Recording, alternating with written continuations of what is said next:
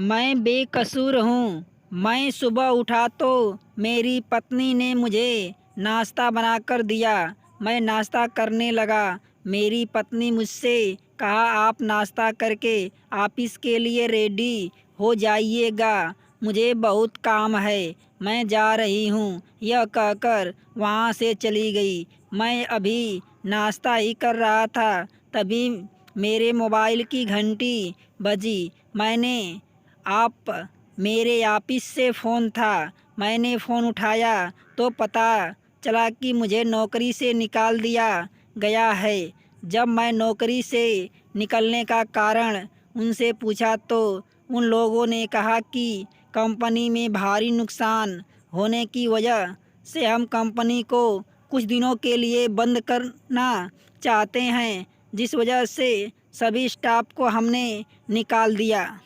अपनी नौकरी छूटने वाली बात सुनकर तो मैं एकदम से बूझ गया था। मैं चाहकर भी कुछ कर भी नहीं सकता था। यह बात मैंने अपनी पत्नी को नहीं बताया, क्योंकि पहले से ही हमारे घर में पैसों की तंगी थी। यह सब जानने के बाद शायद वह टूट जाती। मैं उनसे किसी भी परेशानी को नहीं बताना चाहा। मैं कमरे से बाहर आया तो देखा मेरी पत्नी संगीता नाश्ता कर रही थी। वो मुझे देखते ही हैरान हो गई। उसने कहा, ऑफिस के लिए लेट नहीं हो रहा है क्या?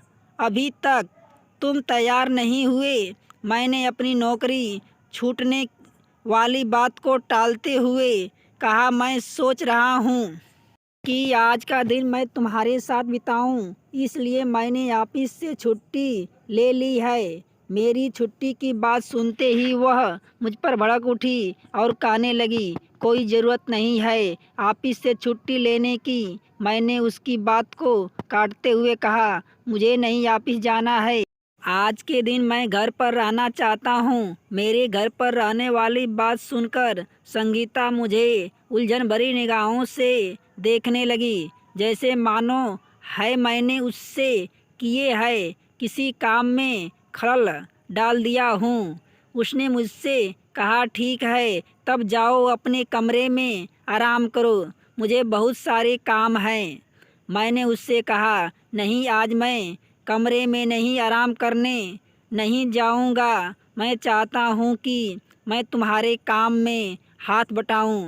मुझे पता है कि तुम कंपनी वालों से पापड़ बनाने का ऑर्डर लेती हो। आज मैं सोच रहा हूँ कि मैं भी पापड़ बनाने में तुम्हारी कुछ मदद करूँ। मैं उससे ऐसे ही मीठी मीठी बातें कर रहा था, पर उसका रवैया अजीब सा हो रहा था।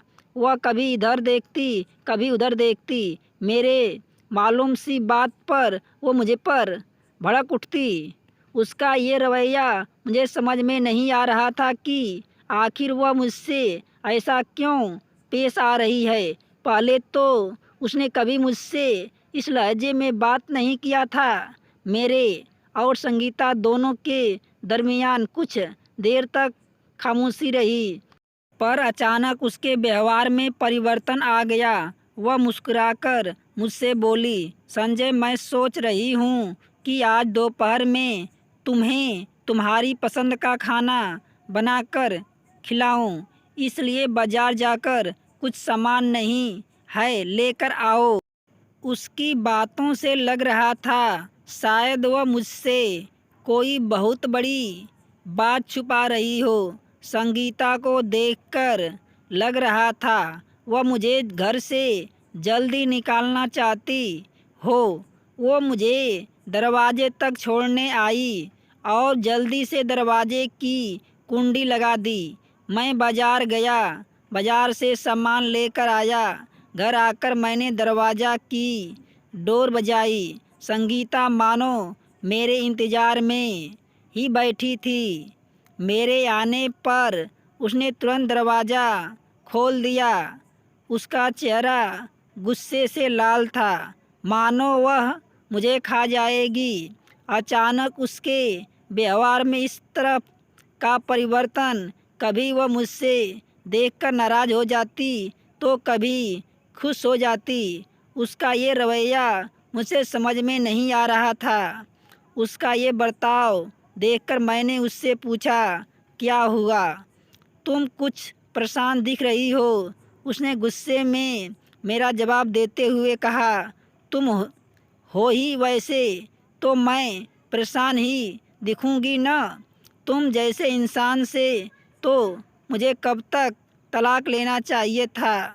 तलाक की बात सुनकर मैंने हैरानी से पूछा, क्या हुआ संगीता, तुम ऐसा क्यों बोल रही हो? मेरी और संगीता में कुछ देरी काफ़ी बहस हुई। तभी मेरे कानों में एक आवाज़ सुनाई पड़ी जो स्टोर रूम से आ रही थी। आवाज़ बहुत अजीब थी, जैसे किसी के रोने की आवाज़ हो। उस आवाज़ को सुनकर मैंने संगीता से पूछा, ये कैसी आवाज़ है? संगीता ने बात को टालते हुए कहा, जी वैसे कुछ नहीं, कोई आवाज़ नहीं है। मैंने संगीता से कहा, नहीं ज़रूर कोई बात है। मैंने दौड़ते हुए स्टोर रूम की तरफ गया और ज्यों ही तो रूम का दरवाज़ा खुला। दरवाज़ा खुलते ही मैंने कुछ ऐसा देखा, मेरी आंखें फटी की फटी रह गई। उसे देखकर मुझे समझ में आ गया कि आखिर संगीता मुझसे क्या छुपा रही थी। स्टोर रूम में कोई और नहीं, संगीता की छोटी बहन यानी कि मेरी साली रीता थी। रीता के शरीर पर चोट के काफ़ी निशान थे। उसे देखकर ऐसा लग रहा था कि मानो उसके साथ ज़बरदस्ती हुई है और उसको कोई बहुत मारा पीटा है। रीता मुझसे देखते ही फूट फूट कर रोने लगी। मैं उसे चुप कराने उसके पास गया और उससे पूछा, क्या हुआ? तुम क्यों रो रही हो? और तुम्हारे शरीर पर यह निशान कैसे? और तुम इस स्टोर रूम में क्या कर रही हो? अभी मैं रीता से यही पूछ रहा था। तभी वहाँ पर संगीता आ गई। संगीता से मैंने पूछा, तुमने रीता को इस कमरे में बंद करके क्यों रखा है? मेरे इतने पूछते ही संगीता मुझ पर भड़क उठी और बोली, तुम जैसे भेड़िया घर में हो तो बहन बेटियों को छुपा कर रखना ही में भलाई है। संगीता के मुझे यह सब सुनकर मैं हक्का बक्का सा हो गया और बड़ी हैरानी से पूछा, क्या हुआ? तुम साफ साफ क्यों नहीं बता रही हो कि आखिर हुआ क्या है? संगीता रो रो कर मुझे बताने लगी। उसने बताया, जब मेरे माँ बाप गुजर गए तो मैंने अपनी छोटी बहन रीता को अपने घर लाई थी। तो रीता कुछ दिन तक तो हमारे साथ बहुत अच्छे से रही, पर एक दिन जब मैं अपनी सहेली के घर चली गई थी और रात को मैं काफ़ी बारिश होने की वजह से मैं वहीं पर ठहर गई। उस रात को तुमने रीता के साथ गलत करने की कोशिश की, पर रीता ने उस रात किसी तरह अपने आप को बचा लिया। अगले दिन जब मैं घर आई तो वह रो रो कर मुझसे कहने लगी कि दीदी मुझे अब इस घर में नहीं रहना। पर वह मेरी बहन है, माँ बाप नहीं है, वह अनाथ हो चुकी थी। मैं उसे भेज दूँ भी तो कहाँ भेजूँ, इसलिए मैंने उसे स्टोर रूम में पनाह दे दिया और आपसे कह दिया कि रीता हमेशा हमेशा के लिए घर छोड़कर चली गई है। संगीता के मुंह से यह सब बातें सुनकर मैं हैरान रह गया। मैं तो रीता को अपनी बहन समझता था और जब संगीता ने बताया कि वह यह घर छोड़कर चली गई तो मैंने उस पर बहुत नाराज़ भी हुआ था कि तुमने उसे अकेले जाने क्यों दे दिया। मैंने कई दिनों तक रीता को इधर उधर ढूंढा भी, पर वह नहीं मिली। मैं अपने आप को सही साबित करने के लिए आखिर करता भी तो क्या करता, मुझे कुछ समझ नहीं आ रहा था। मैं रोते हुए संगीता से कहा, संगीता तुम्हारी बहन रीता जो कुछ भी कह रही है मुझे कुछ समझ नहीं आ रहा, क्योंकि मैंने उसके साथ ऐसा कुछ नहीं किया। नहीं, बल्कि मैं तो उसकी शादी अपने दोस्त से करने के बारे में सोच रहा था। उससे पहले ही तुमने मुझे बताया कि वह कहीं चली गई, पर अब जो हुआ सो हुआ।